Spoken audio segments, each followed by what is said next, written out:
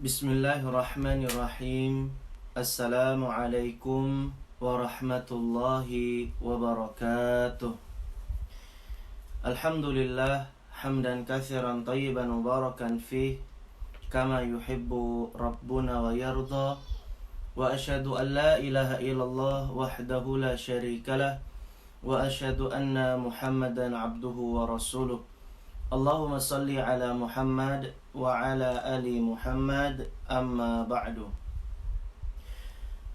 Sobat remaja sekalian, teman-teman semua yang mencintai Allah dan semoga pula dicintai oleh Allah Subhanahu wa taala.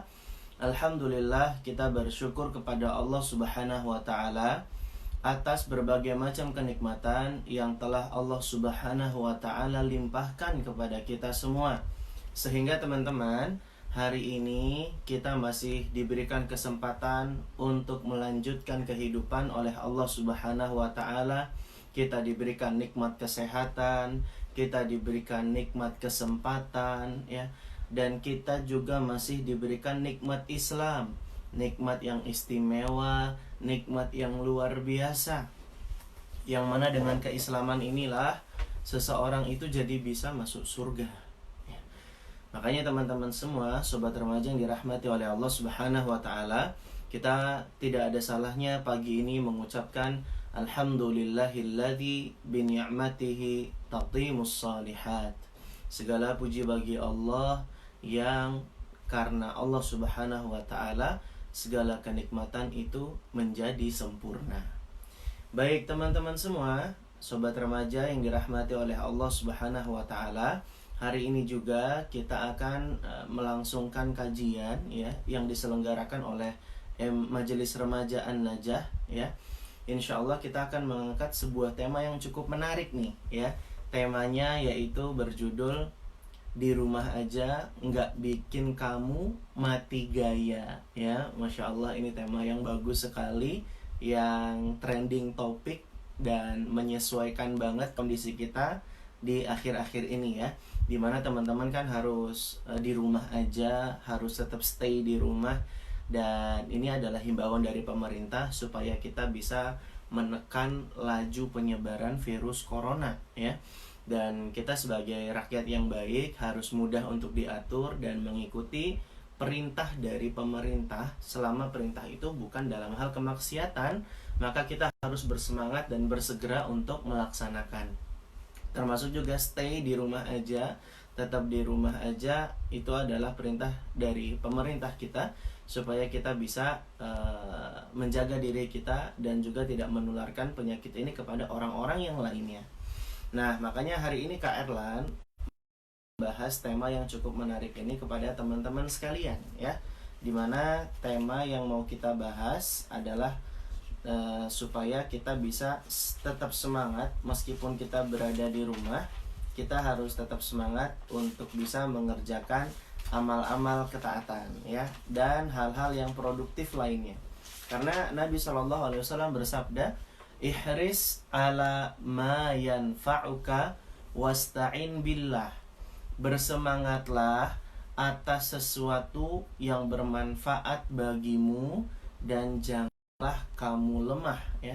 Kata Nabi SAW, kita disuruh untuk melakukan sesuatu yang bermanfaat ya. Apalagi sekarang kita menjumpai masa-masa luang di mana kita dibentangkan banyak sekali waktu-waktu senggang ya. Di rumah banyak waktu kosong teman-teman. Banyak waktu kosongnya enggak di rumah? Atau jangan-jangan tugas dari sekolah makin bertumpuk ya. Allahul musta'an. Ya, kita sih harus tetap sabar ya dalam menerima tugas, sembari nanti biar orang tua kita yang kasih masukan ke guru-guru kita supaya kalau ngasih tugas jangan yang banyak-banyak bingit gitu ya, yang sedang-sedang aja lah ya. Tapi seorang siswa, sebagai seorang murid yang harus menghormati guru-guru kita, dan ini adalah adab yang mulia. Dan kunci supaya ilmu yang kita dapatkan itu menjadi ilmu yang berkah adalah harus menghormati guru dan pengajar kita. Makanya kita nggak boleh banyak protes teman-teman. Jalanin aja, nikmatin aja, dan bersabar di atasnya. Kita ini ngerjain tugas-tugas yang banyak sekarang ini juga sebenarnya nggak ada bandingannya dengan para ulama terdahulu loh teman-teman ya. Para ulama terdahulu itu kalau nyatet, nulis ya, itu luar biasa semangat mereka. Bahkan pernah suatu kali Ibnu Jarir ya, Ibnu Jarir At-Tabari, seorang ulama tafsir teman-teman, dia ngajakin murid-muridnya untuk nulis kitab tentang sejarah, kitab tentang tarikh. Dia bertanya kepada muridnya, hal tanshituna li kitabati tarikh, apakah kalian siap kalau kita bareng-bareng nulis kitab tarikh, nulis kitab sejarah? Terus murid-muridnya bilang, fi kam safhah, ada berapa halaman wahai guru? Ibnu Jarir kemudian menjawab, fi thalathina alf waraqah, kita akan menulis kitab sejarah kurang lebih tebalnya adalah 30.000 lembar. Berapa teman-teman? 30.000 lembar. Bayangin, buku tulis kita aja yang sinar dunia ya, yang di bawah halaman kertasnya ada tulisan practice make perfect itu. Itu kan tebalnya paling 38 lembar atau 56 lembar ya. Ya 56 halaman ya, 38 halaman atau 56 halaman. Ini 30.000 lembar. Lembar ya, berarti kali 2 60.000 halaman. 60.000 halaman tebalnya untuk nulis kitab tentang sejarah. Bayangin, ulama terdahulu semangatnya kayak gini teman-teman. Terus kalau kita bandingkan dengan kita nih, misalnya kita disuruh, guru kita dikasih tugas untuk nulis sebanyak 30.000 lembar, makin protes lagi nggak kita kira-kira? Nah di zaman sekarang ini sebenarnya lebih mudah, lebih ringan, dan kita makanya harus bersabar teman-teman ya. Nah sembari kita juga harus pandai memanajemen waktu teman-teman, supaya waktu kita itu ketika berada di rumah menjadi waktu yang berkah. Jadi jangan cuma gunakan waktu kita untuk scroll timeline doang. Lihat timeline di Facebook, di Twitter, di Instagram, gegoleran aja kerjaannya, rebahan aja kerjaannya, nggak mengerjakan sesuatu aktivitas yang bermanfaat. Ini juga tidak baik buat kita teman-teman. Justru kita harus banyak aktivitas ya, karena orang-orang yang bisa merubah peradaban itu adalah orang-orang yang bisa mengerjakan sesuatu yang bermanfaat dalam memproduktifkan waktunya teman-teman. Makanya teman-teman sobat remaja sekalian dirahmati oleh Allah Subhanahu wa taala, kita juga harus perhatian dalam manajemen waktu ini, karena masa muda kita itu adalah masa-masa keemasan ya, masa-masa keemasan. Sampai-sampai ada yang bilang masa yang berapi-api. Wuis, masa muda masa yang berapi-api teman-teman ya. Dan yang jelas masa muda kita ini adalah masa-masa di mana kita sedang kuat-kuatnya. Makanya Allah ceritakan di surat Ar-Rum ayat yang ke-34, di mana Allah itu menjadikan kamu itu makhluk yang lemah, kemudian menjadi makhluk yang kuat, lalu kemudian menjadi makhluk yang lemah lagi tapi beruban. Makhluk yang lemah ini maksudnya adalah ketika bayi, ketika masih kanak-kanak. Makhluk kuat ini adalah ketika kita sudah remaja dan dewasa, jadi pemuda. Lalu makhluk yang lemah dan beruban ini maksudnya adalah ketika menjadi orang tua. Masa muda diibaratkan oleh Allah Subhanahu wa taala sebagai kekuatan di antara dua kelemahan. Ini menunjukkan teman-teman, masa muda itu adalah masa-masa keemasan. Masa di mana anak-anak kecil pengen jadi kita, dan orang tua mendambakan serta merindukan pengen kembali ke masa-masa kita. Ini masa-masa muda teman-teman, masa-masa yang bermanfaat, masa-masa yang akan menentukan bagaimana kita ke depannya. Katanya ada ungkapan mengatakan syubbanul yaum rijalun ghad. Pemuda di masa sekarang adalah orang menjadi di masa datang gitu ya. Jadi pemuda hari ini adalah pemimpin di masa yang akan datang teman-teman. Oleh karenanya kita harus benar-benar perhatian nih untuk bisa menjadikan masa muda kita itu masa-masa yang bermanfaat. Karena masa-masa inilah masa-masa di mana kita sedang kuat-kuatnya, masa inilah di mana kita sedang benar-benar bisa memaksimalkan energi kita ya. Dan masa muda inilah Islam juga memandangnya sebagai masa yang sangat berharga. Nabi SAW pernah bersabda, "Irtanim khomsan qabla khomsin," kata Nabi. Manfaatkanlah 5 hal sebelum 5 hal. Di antaranya kata Nabi, syababaka qabla haramika. Masa mudamu sebelum masa tuamu. Lihat bagaimana Nabi SAW sangat memperhatikan yang namanya apa? Masa muda. Bahkan nanti juga di hari kebangkitan, ya, di hari kiamat, kita semua akan dibangkitkan kan ya. Makanya kiamat itu kan sebenarnya diambil dari kata yakumu qiyam. Qoma itu artinya berdiri. Kenapa dinamakan dengan hari kiamat? Karena hari tersebut kita semua diberdirikan. Ya, di hari kiamat tersebut teman-teman, kita akan dibangkitkan dalam keadaan tanpa busana, bertelanjang, dan kita nggak akan saling memperhatikan kondisi orang-orang di sekitar kita yang lainnya, karena kita pada hari tersebut dengan urusan kita masing-masing. Di hari kebangkitan tersebut adalah hari yang sangat menegangkan, suasana yang sangat panas, di mana matahari di atas kepala hanya beberapa jengkal, dan kita nanti akan dibanjiri dengan keringatnya masing-masing. Yang kata para ulama, keringatnya ini berbanding dengan seberapa banyak dosanya di dunia. Makin banyak dosanya, makin tenggelam dia dengan keringatnya, teman-teman.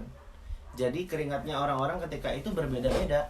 Ada yang sebetis, ada yang selutut, ada yang sepaha, ada yang seperut, ada yang sedada, bahkan ada yang tenggelam hingga sekepalanya. Masa dunia ini adalah masa-masa kita bercocok tanam, dan memanennya adalah nanti di hari pembalasan. Kalau yang kita tanam adalah bibit yang busuk, kalau yang kita tanam adalah dosa-dosa dan kemaksiatan, maka otomatis nanti ketika di hari pembalasan, jika kita tidak bertaubat, maka akan kita panen dan akan kita tuai hasilnya, yaitu berupa hukuman dari Allah Subhanahu wa Ta'ala, teman-teman. Oleh karenanya kita harus perhatian nih ya, supaya gimana di hari kebangkitan tersebut kita tidak menjadi orang yang dalam keadaan penuh dengan kesengsaraan. Tuh ya teman-teman ya. Nah, pada hari tersebut teman-teman, kita semua sibuk dengan urusannya masing-masing ya. Kita semua nanti dibangkitkan dalam keadaan bertelanjang, matahari di atas kepala hanya beberapa jengkal ya. Lalu kemudian kata Nabi SAW, tidak akan bertapak, tidak akan melangkah kaki anak Adam sampai dia ditanya tentang 5 hal. Nabi SAW bersabda, la tazulu qadamu ibni Adam yaumal qiyamah min inda rabbihi hatta yus'ala an khamsin. Tidak akan bertapak, tidak akan melangkah kaki anak Adam pada hari kiamat di sisi Allah Subhanahu wa Ta'ala sampai dia ditanya tentang 5 perkara. Tentang berapa? 5 perkara. Yang pertama, an umrihi fima afnah. Yang pertama ditanya adalah tentang umurnya, digunakan untuk apa. Yang kedua, an syababihi fima ablah. Tentang masa mudanya dihabiskan untuk apa. Yang ketiga, malihi min aina iktasabah. Yang ketiga, dia akan ditanya tentang hartanya, dari mana dia dapatkan. Yang keempat, wa fima anfaqah. Hartanya tadi juga untuk apa ia infakkan. Dan yang kelima, wa madza amila fima alima. Dan nanti juga dia akan ditanya apa-apa saja yang sudah diamalkan dari ilmu-ilmunya. Teman-teman semua, sobat remaja sekalian yang dirahmati oleh Allah Subhanahu wa Ta'ala, mari kita lihat dari 5 pertanyaan ini ya. Yang pertama tadi apa? Umur. Yang kedua, masa muda. Yang ketiga, hartanya didapat dari mana. Yang keempat, hartanya diinfakkan untuk apa. Yang kelima, ilmunya sudahkah ia amalkan. Jadi ada 5 teman-teman yang nanti bakalan ditanya ya sama Allah Subhanahu wa Ta'ala kepada kita semua. Dan kita lihat 2 pertanyaan yang pertama. Yang pertama ditanya tentang apa? Umur. Yang kedua ditanya tentang masa muda. Masa muda ini termasuk dari bagian umur nggak sih teman-teman? Masa muda ini sebenarnya termasuk dari bagian umur dan usia, betul nggak? Karena yang namanya umur, yang namanya usia itu kan terdiri dari 3. Masa kecil, masa muda, masa tua, betul nggak? Betul. Tapi di dalam hadis ini ya disebutkan masa muda itu disebut bersendirian, dikhususkan setelah disebutkan umur secara umum, betul? Dan ada kaidahnya teman-teman, kalau ada sesuatu yang disebutkan secara khusus setelah penyebutan secara umum, maka yang dikhususkan tadi memberikan makna akan pentingnya, akan dahsyatnya, dan akan istimewanya. Jadi ini teman-teman kaidahnya, kalau di dalam Al-Quran atau hadis kita ketemu sesuatu yang dikhususkan penyebutannya setelah disebutkan satu kata secara umum, maka berarti yang dikhususkan memberikan makna apa? Keistimewaan, kekhususan, kedahsyatan, atau sebaliknya kalau konteks maknanya negatif adalah keparahan dan seterusnya. Makanya teman-teman semua dirahmati oleh Allah Subhanahu wa taala, berarti masa muda itu masa yang istimewa. Sampai-sampai nanti di hari kebangkitan, di hari kiamat, dia akan menjadi suatu hal yang dikhususkan untuk ditanya oleh Allah Subhanahu wa taala. Masa muda itu adalah masa-masanya kita sekarang ini, teman-teman. Makanya kita harus benar-benar perhatian. Karena masa muda ini adalah masa yang sangat menentukan, ya. Karena masa muda itu adalah masa-masa yang awesome, sangat benar-benar memberikan kesan yang tersendiri buat orang-orang yang sudah menjalani. Makanya orang tua kita pengen lagi kembali ke masa muda, ya nggak? Iya, karena mereka berharap bisa melakukan hal yang lebih banyak lagi ketika muda. Nah, syariat Islam juga teman-teman memandang masa muda itu sebagai masa yang sangat berharga, ya. Makanya kita harus perhatian dengan masa muda ini, teman-teman. Oleh karenanya, syariat Islam juga, ya, Nabi kita Shallallahu Alaihi Wasallam memotivasi kita untuk menjadi pemuda yang taat kepada Allah. Oleh karenanya nanti di hari kiamat tuh, ketika kita dalam keadaan sangat menegangkan tadi ya, hari di atas kita hanya beberapa jengkal saja, kita nanti akan dibanjiri dengan keringat kita masing-masing. Betul? Betul. Lalu kemudian teman-teman, Nabi katakan bahwa di hari yang sangat menegangkan tersebut ada 7 golongan orang yang nantinya akan mendapatkan naungan. Ada berapa? 7 golongan orang yang nantinya akan mendapat naungan. Kata Nabi SAW, sab'atun yudhilluhumullah fi dhillih yawma la dhilla illa dhilluh. Ada 7 golongan orang yang nanti pada hari kiamat, pada hari kebangkitan akan mendapatkan tempat bernaung. Dia akan mendapatkan naungan, tempat berteduh dari panasnya yang begitu menyiksa. Ada 7 golongan orang yang dapat tempat bernaung dan berteduh. Siapa salah satunya? Kata Nabi SAW, syabun nasya'a fi ta'atillah. Adalah pemuda yang tumbuh dalam ketaatan kepada Allah Subhanahu wa ta'ala. Makanya teman-teman, masa muda ini harus kita gunakan sebaik-baiknya. Bukan dengan hal yang sia-sia, tapi dengan hal-hal yang bermanfaat buat dunia dan akhirat kita, teman-teman sekalian yang dirahmati oleh Allah Subhanahu wa ta'ala. Oleh karenanya, mumpung kita masih muda, mari kita isi waktu-waktu kita dengan aktivitas-aktivitas yang bermanfaat. Teman-teman bisa ngejar-ngejar targetan ngajinya, hafalan Qur'annya, hafalan hadisnya, ya. Kalau teman-teman itu disuruh orang tuanya buat murojaah hafalan, teman-teman disuruh orang tua buat ngafal hadis, ngafal ilmu-ilmu agama, itu justru malah disyukuri. Jangan dibuat sebel dan gondok di hati. Gue bete nih. Gimana ya orang tua gue gitu maksa banget nyuruh-nyuruh gue nih. teman-teman, orang tua itu nyuruh kita supaya kita jadi bisa makin bermanfaat. Teman-teman, orang tua itu pengen kebaikan buat kita. Jadi nggak boleh sebel sama orang tua. Justru orang tua itu pengen mendidik dan mengajarkan kita. Makanya teman-teman, mari kita sama-sama melatih diri kita untuk menjadi pemuda yang tumbuh dalam ketaatan kepada Allah Subhanahu wa taala. Supaya apa? Supaya nanti di hari kiamat kita dapat tempat bernaung, ya. Masya Allah. Dan teman-teman tahu nggak sih, kalau ketaatan kita di masa muda sekarang ini, selain dia berdampak positif, berefek yang baik di akhirat, nanti juga bisa menguntungkan kita di masa tua, teman-teman. Pernah nggak dengar kisahnya tentang seorang ulama namanya Abu Syuja? Belum tahu?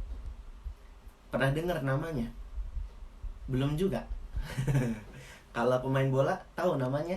Cristiano Ronaldo, Lionel Messi tahu? Kalau artis Korea tahu? Ya ampun ya. Adik-adik, harusnya kita itu lebih familiar dengan nama-nama ulama daripada nama-nama pemain bola dan artis Korea. Dan teman-teman tahu tidak, Abu Syuja itu adalah ulama tulis banyak sekali kitab fikih ya teman-teman. Beliau ini ulama yang menganut madhab Syafi'i ya. Banyak sekali kitab-kitab yang dipakai, karya beliau yang dipakai di pesantren dan juga di majelis-majelis pengajian yang lainnya. Saking istimewanya ulama yang satu ini. Nah, Abu Syuja itu teman-teman punya sebuah pengalaman menarik nih. Ketika dia sudah berusia 60-an tahun lebih teman-teman, ceritanya suatu hari dia itu melompat dengan lompatan yang sangat jauh sekali. Syup, wih. Lompatannya sangat jauh teman-teman. Lompatannya sangat tinggi sekali. Yang kata orang-orang di zaman itu, ini kalau pemuda yang berotot kekar saja belum tentu bisa melakukan lompatan sejauh itu. Sehingga dengan lompatan itu, Abu Syuja yang sudah tua itu bisa selamat. Makanya Abu Syuja ketika berhasil melompat, dia ditanya oleh orang yang lainnya, "Kenapa Abu Syuja? Kenapa wahai Syekh engkau bisa melompat sejauh itu?"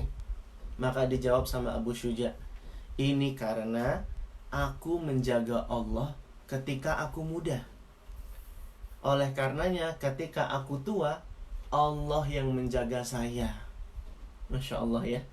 Karena aku menjaga Allah di waktu muda, maka di waktu tua Allah yang menjaga saya.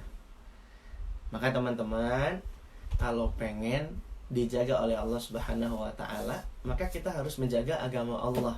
Makanya Nabi SAW katakan, "Ihfadzillaha yahfadzka." Jagalah agama Allah, maka Allah akan menjagamu. Oleh karenanya teman-teman semua, di masa-masa kita di rumah aja, harusnya kita bisa memaksimalkan diri untuk makin taat sama Allah, ya enggak? Iya, dan dengan ketaatan inilah yang membuat kita jadi tidak mati gaya, ya. Di rumah aja itu nggak bikin kita mati gaya, karena teman-teman masih banyak sekali amal-amal yang bisa kita kerjakan. Begitu banyak amal-amal ketaatan yang bisa kita maksimalkan. Nih, yang pertama, kita buat target hafalan Al-Quran. Misalnya dalam sehari kita targetin ngafal setengah halaman. Tuh, ini aja ngafalnya butuh waktu. Terus murojaah, mengulang-ulang hafalan juga butuh waktu. Waktu kita bakalan berkah nih kalau kita sisihkan sebagian waktu kita untuk Al-Quran, teman-teman. Ini satu. Yang kedua, apalagi hal produktif yang bisa kita kerjakan. Contohnya ngafal hadis Nabi SAW. Ditarget hari ini ngafal 1 hadis. Terus besoknya apalagi? Baca buku-buku bermanfaat. Boleh buku-buku tentang agama, boleh juga buku-buku yang bermanfaat buat dunia kita. Ya, misalnya teman-teman suka banget tentang masak-masak, boleh baca buku masak. Diniatin masaknya itu buat membahagiakan orang tua, ya kan? Karena teman-teman, hal yang mubah itu bisa jadi berpahala. asal kita bisa ngatur niat kita. Makanya Ibnul Mubarak, ulama juga nih, namanya Ibnul Mubarak, mengatakan rubba amalin saghirin tu'azzimuhu an-niyah. Betapa banyak amal yang kecil jadi besar gara-gara masak. Itu amal yang sebenarnya kecil, dia amalan yang mubah, amalan yang boleh, tapi dia bisa jadi amalan yang besar, amalan yang berpahala kalau kita bisa ngatur niat kita.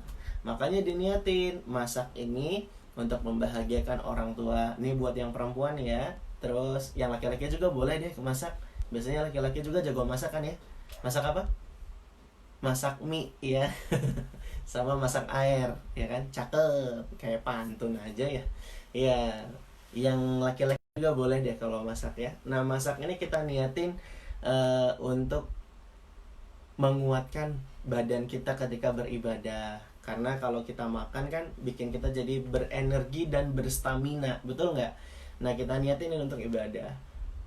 Main futsal di halaman depan rumah boleh nggak? Boleh, Kak Erlan, boleh banget ya.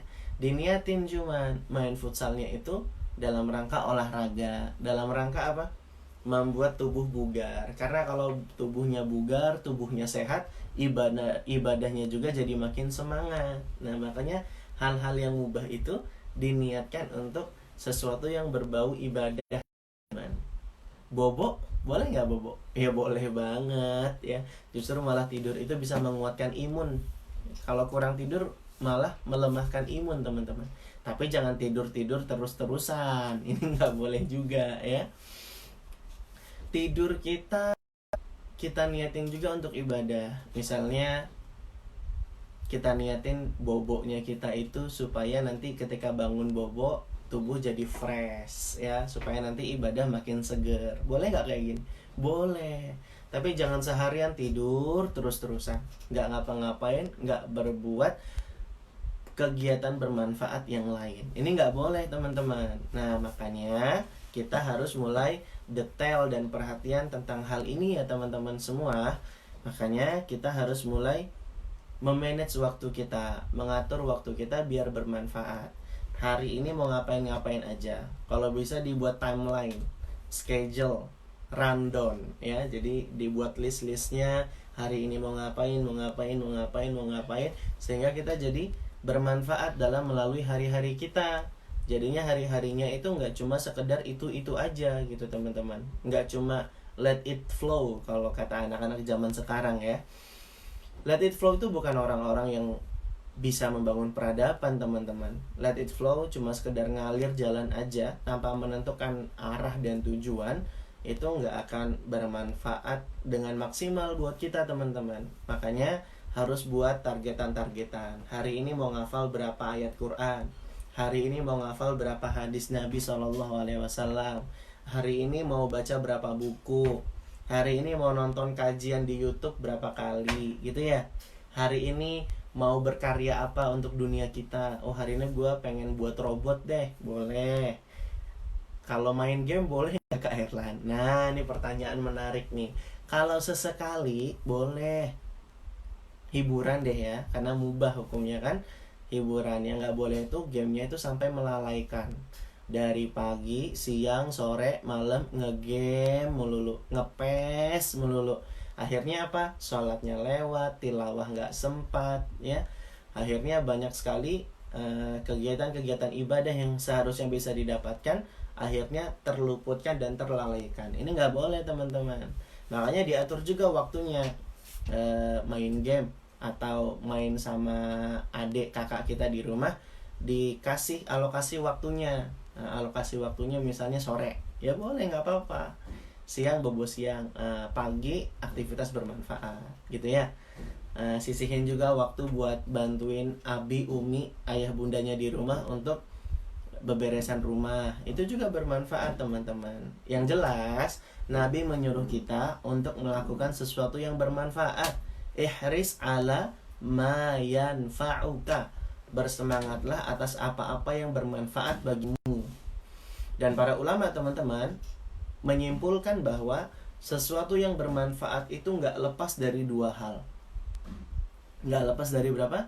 Dua hal. Yang pertama, ilmu yang bermanfaat. Yang kedua, amal solih. Jadi dua hal inilah yang akan menjadikan sesuatu itu bermanfaat, teman-teman. Jadi nggak akan lepas dari yang namanya ilmu dan amal. Makanya teman-teman, kita itu harus punya cita-cita yang besar. Jadi kegiatan-kegiatan kita juga akan mengacu kepada tujuan kita yang besar. Teman-teman, cita-citanya apa? Kalau cuma cita-citanya makan cilok, itu mah murah banget cita-citanya. Cita-citanya harus tinggi, himmah aliyah, ya, harus punya tujuan yang mulia. Mau ngapain misalnya? Mau jadi orang yang ngeberangkatin Abi Umi pergi haji misalnya gitu ya. Ya sudah, target-targetannya, langkah-langkah menuju itu semua. Pengen jadi dokter yang bermanfaat buat kaum muslimin, boleh. Pengen jadi ulama, pengen kuliah di Madinah, boleh. Dan kita harus buat aktivitas-aktivitas yang mengacu kepada tujuan kita tersebut, teman-teman. Itu yang namanya misi dan program. Nah, oleh karenanya teman-teman semua yang dirahmati oleh Allah Subhanahu wa taala, banyak banget loh sebenarnya hal-hal yang harus kita buat set listnya dari.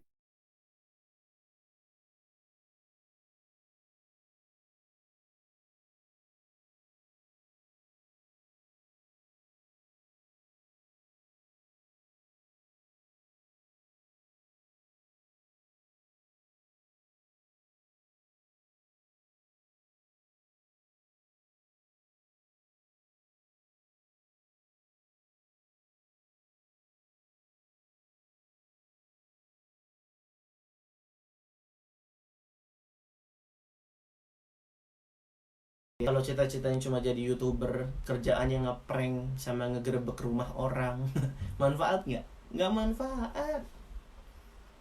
Jadi orang yang bermanfaat, buat cita-cita yang bermanfaat, yang itu mendatangkan maslahat untuk pribadi dan juga orang-orang di sekitar kita, teman-teman. Ini namanya kunci kebaikan. Dan kita harus menuju ke arah sana, teman-teman. Jadi di rumah itu banyak loh yang bisa kita kerjain. Di rumah itu nggak bikin kita mati gaya.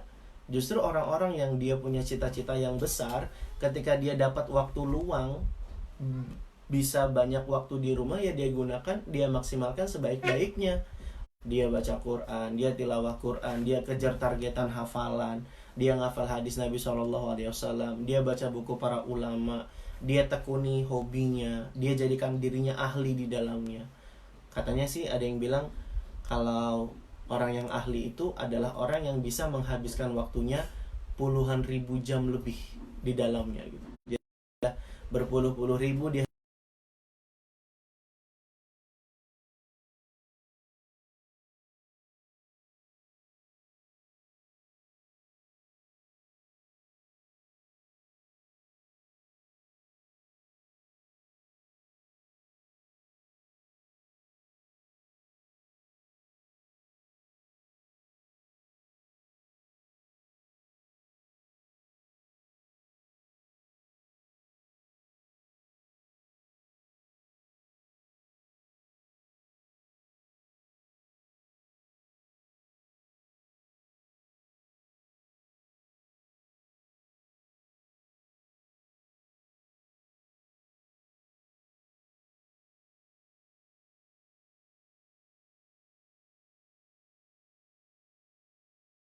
Orang-orang di sekitar kita melakukan hal-hal yang bermanfaat, baik itu di dunia ataupun untuk akhirat kita. Terutama lagi teman-teman, mumpung kita lagi di rumah, ini adalah momen untuk makin mendekat dan makin akrab bersama orang tua kita. Biasanya teman-teman, kita kadang-kadang sering banget diajak orang tua, betul nggak? Betul, diajak jalan nggak mau, lebih pilih nongkrong bareng teman-teman. Boleh nggak kayak gitu?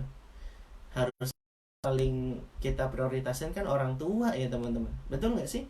Betul. Berbuat pada kerabat dekat itu lebih utama daripada berbuat baik kepada teman-teman kita, termasuk teman dekat. Orang tua, orang yang punya kekerabatan dan nasab dengan kita itu lebih utama. Makanya kita harus perhatian dengan hal ini teman-teman. Jadi di rumah ya, ini kesempatan terbaik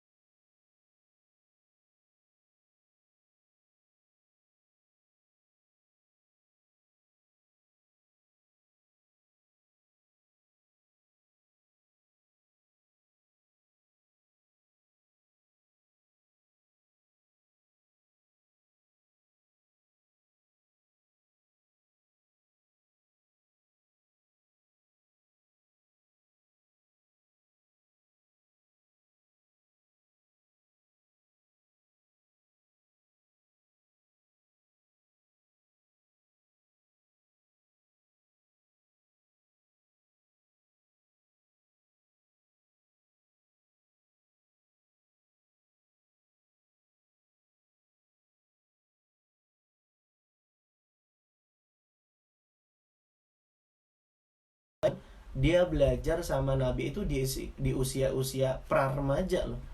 Karena kan Anas bin Malik ketika Nabi hijrah itu usianya 10 tahun. Dan Nabi wafat di usianya Anas ketika dia menginjak 20. Jadi 10 tahun dia bersama Nabi di masa remajanya. Dan akhirnya apa? Dia jadi orang yang berilmu. Dia jadi orang yang berilmu. Masa remajanya nggak digunakan untuk hal yang sia-sia. Nggak sempet deh nyepoin artis Korea, kagak. Nggak sempet deh ngepong.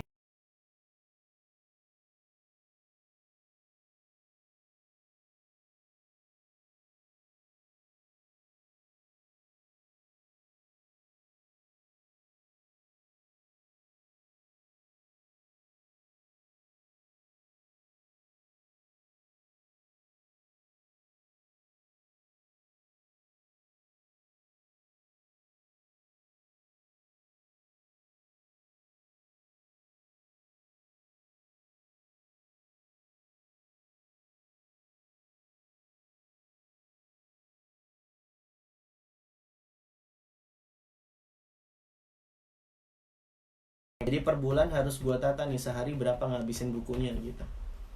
Gitu teman-teman. Jadi kita punya targetan-targetan karena usia kita itu kan nggak lama teman-teman. Nabi SAW bilang, "A'maru ummati baina sittin ila sab'in." Umur umatku itu cuma 60 sampai 70 tahun saja. Wa aqallu ma yajuzu dzalika. Dan sedikit banget yang bisa ngelewatin usia tersebut. Ngerasa nggak sih kalau waktu itu cepat banget berlalu? Time flies. Bahasa kerennya gitu ya. Waktu itu sering banget kita jalani, tiba-tiba udah sampai ke titik ini aja. Ngerasain nggak kayak gitu? Kayaknya kemarin baru TK ya. Gue udah SMP aja nih sekarang. Kayaknya.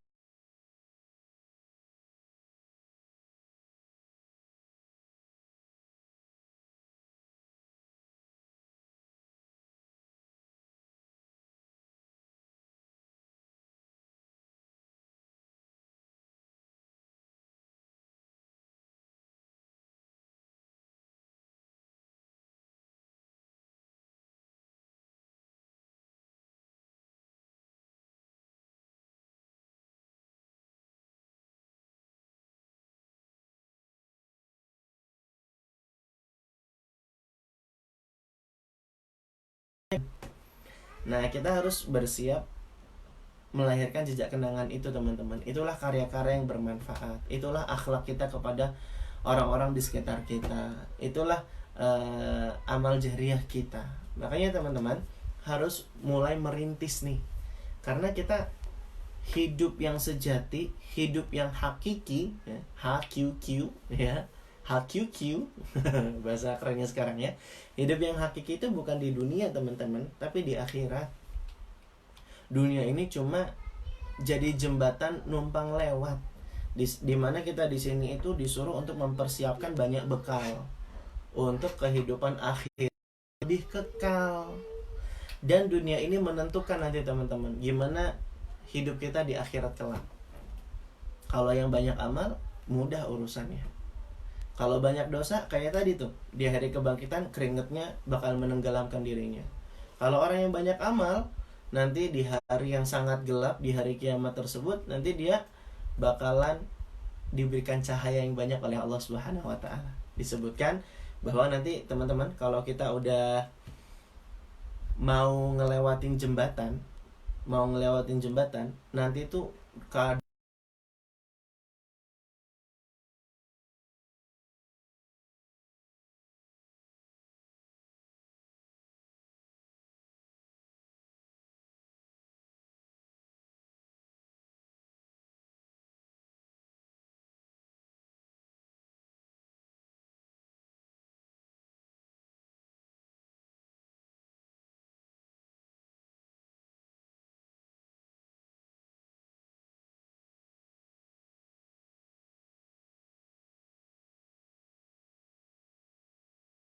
amal kita ketika di dunia. Makin banyak amalnya, makin besar cahayanya. Pun demikian ketika kita lewati jembatan Shiratal Mustaqim teman-teman. Kecepatan orang dalam melewati itu berbeda-beda. Ada yang secepat kilat, ada yang seolah kayak naik kendaraan, ada yang seolah sedang berlari cepat, ada yang berjalan, ada yang merangkak, ada yang baru selangkah saja sudah jatuh ke dalam neraka. Karena jembatan Sirat itu dibentangkan oleh Allah, di bawahnya itu neraka. Kalau bisa lewati jembatan ini, nanti baru bisa masuk surga. Dan teman-teman tahu nggak, kata para ulama juga, kecepatan seseorang dalam melewati jembatan Sirat itu sebanding dengan secepat apa dia merespon perintah Allah, secepat apa dia meninggalkan apa-apa yang dilarang oleh Allah. Artinya tergantung dengan amal-amal dia juga di dunia. Dia gesit beramal, bersegera beramal, nggak suka nunda-nunda, nggak suka entar-entar. Dia semangat beramal sebanyak-banyaknya dan sebaik-baiknya, maka kecepatannya dalam melewati jembatan Sirat itu juga akan semakin memudahkannya menuju surga. Berbeda teman-teman sama orang yang banyak maksiat dan dosa, orang yang gak mau segera taubat, orang yang mudah-mudahan berbuat dosa dan maksiat. Kalau sholatnya entar-entaran, sampai kelewat waktunya, ditunda-tunda, gak mau baca Quran, dan lain hal sebagainya. Inilah yang kita khawatirkan nanti teman-teman, membuat kecepatannya dalam melewati jembatan Sirat itu justru malah semakin pelan. Bahkan jangan-jangan bisa saja dia terjerumus ke dalam neraka. Neraka yang begitu dahsyat dan pedih siksanya. Oleh karenanya teman-teman semua, di rumah sekarang-sekarang ini nggak bikin kita mati gaya. Kita banyak aktivitas yang bisa kita kerjakan, yang bisa kita manfaatkan. Oleh karenanya teman-teman, ayo kita buat set listnya. Apa-apa aja sih yang harus kita kerjakan. To-do list ya bahasa kita ya. Kita targetin. Kayaknya soalnya wabah coronanya ini bakalan masih agak lama teman-teman. Ahli memperkirakan demikian. Meskipun kita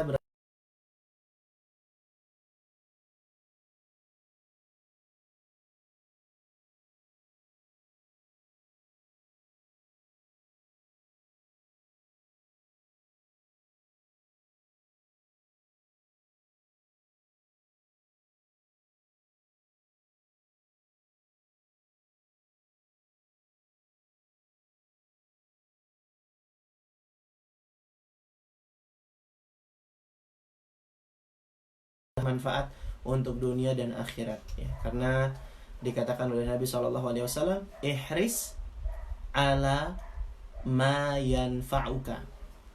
Diulang, gimana hadisnya? Ihris ala ma yanfa'uka. Bersemangatlah atas sesuatu yang bermanfaat bagimu. Bisa teman-teman? Insya Allah ya. Insya Allah kita semangat untuk mengerjakannya. Dan Kak Eran kasih tugas buat kalian, ngafalin hadis ini ya.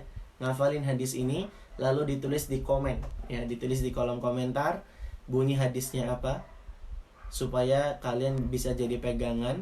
Dan nanti kalau tiba-tiba kita lagi males, kita lagi bete, lagi gak mau dan gak semangat beramal, kita ingat hadis ini. Ihris ala ma yanfa'uka. Demikianlah teman-teman.